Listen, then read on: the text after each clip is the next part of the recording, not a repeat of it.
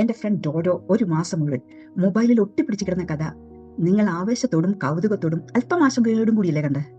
എന്തു പറയാം, ഒരു മുഴുവൻ മാസവും ഇങ്ങനെ പോയി. അമ്മയെയും അച്ഛനെയും മാത്രമല്ല, കുറച്ച് അയൽക്കാരെയും പരിഭ്രാന്തിയിലാക്കിയെന്ന് പറഞ്ഞാൽ മതിയല്ലോ.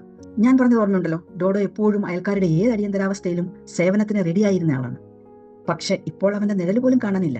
അമ്മ കാരിച്ച മൂത്ത മൊബൈൽ ഫോണിനെയും അത് കൊടുത്ത ബന്ധുവിനെയും ശപിച്ചു. ഈ ഫോൺ എന്റെ മകനെ മൊത്തമായി വീങ്ങി. എന്റെ കൊച്ചിനെ ഫോൺ കൊടുത്തവര് ഗതി പിടിക്കാൻ പോണില്ല. എന്നാൽ നമ്മുടെ ഡോഡോയ്ക്ക് ഒരു കാര്യത്തിൽ നല്ല വിശ്വാസമുണ്ട് കേട്ടോ. പ്രപഞ്ച ശക്തികളിലും അതിന്റെ നിഗൂഢമായ പ്രത്യക്ഷീകരണത്തിലും എല്ലാം അവൻ പൂർണ്ണമായും വിശ്വസിച്ചു. അവസാനം പ്രപഞ്ച ശക്തി തന്നെ നേരിട്ടങ്ങ് ഇടപെട്ടു കേട്ടോ. എന്താണെന്നല്ലേ, ഒരു മാസം മുഴുവൻ മൊബൈലുമായി ചുറ്റിക്കറങ്ങിയ നമ്മുടെ പയ്യന് പെട്ടെന്ന് ഒരു ദിവസം രാവിലെ ഒരു രജിസ്റ്റേർഡ് കത്ത് വന്നു. ശരിക്കും വന്നു കേട്ടോ. ഡോഡോയുടെ പേര് കൃത്യമായി ടൈപ്പ് ചെയ്തൊരു കവർ. അകത്തെന്തായിരുന്നു എന്നല്ലേ? അതെ, അവൻ 2 മാസം മുമ്പ് നാട്ടിലെ ഏറ്റവും നല്ല യുവാവായി അറിയപ്പെട്ടിരുന്ന കാലത്ത് അപ്ലൈ ചെയ്ത ജോലിയുടെ അപ്പോയിന്റ്മെന്റ് ലെറ്റർ. പോസ്റ്റ്മാൻ വീട്ടിൽ വന്നു. ഡോഡോ ഇല്ല, സൈൻ ചെയ്യാൻ ആളില്ല. അയാൾ ചോദിച്ചും പിടിച്ചും ഒടുവിൽ കക്ഷിയെ കണ്ടെത്തിയത് എവിടെയാണെന്നല്ലേ പറയാം? വായനശാലയുടെ മതിലിന്മേൽ. Dodo squad democratic union of bench necked and lock lipped platform എന്ന നാട്ടുകാർ പേരിട്ട ഒരു ചെറു സംഘം തന്നെ ഇതിനോട് രൂപപ്പെട്ടിരുന്നു കേട്ടോ.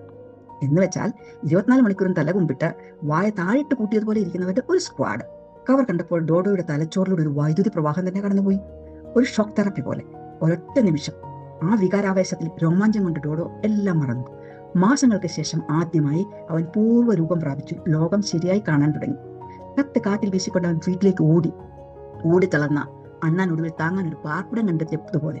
അമ്മ സ്വന്തം കണ്ണുകളെ വിശ്വസിക്കാനാവാതെ അഡ്രസ്സിലേക്ക് വീണ്ടും വീണ്ടും നോക്കി. അച്ഛൻ മുകളിലെ സീലിംഗ് നോക്കി നിന്നു. ഡോഡോ ആകട്ടെ ആകാശത്തിലേക്ക് ഉറ്റുനോക്കി പ്രപഞ്ച ശക്തികളിൽ തനിക്കുള്ള വിശ്വാസം ഒന്നുകൂടി ഊട്ടിയുറപ്പിച്ചു. കത്ത് മകനുള്ളത് തന്നെയാണെന്ന് കണ്ട അമ്മ ഉടനെ പ്രഖ്യാപിച്ചു, എന്റെ മകൻ ഈ ചുറ്റുവട്ടത്തിലെ ആദ്യ എക്സിക്യൂട്ടീവ് ആകും. അടുത്ത ദിവസം സൂര്യൻ ഉദിക്കുന്നതിന് മുമ്പ് തന്നെ അവർ എഴുന്നേറ്റ് ഡോഡോയുടെ ഇഷ്ടഭക്ഷണമായ പഞ്ഞി പോലെ മൃദുലമായ ഇഡ്ഡലിയും തേങ്ങാ ചമ്മന്തി ആസ്വദിച്ച് കഴിക്കുന്നത് നോക്കി ആ അമ്മ നിർവൃതിയിൽ അങ്ങനെ ഇരുന്നു. ഒരു നിമിഷം ഇങ്ങനെ ചിന്തിച്ചു പോയി, പക്ഷെ ഇതെല്ലാം മൊബൈൽ വഴി ആയിരിക്കുമോ വന്നത്? അപ്പോൾ ഞാൻ പാവത്തിനെ ശപിച്ചത് തെറ്റായോ?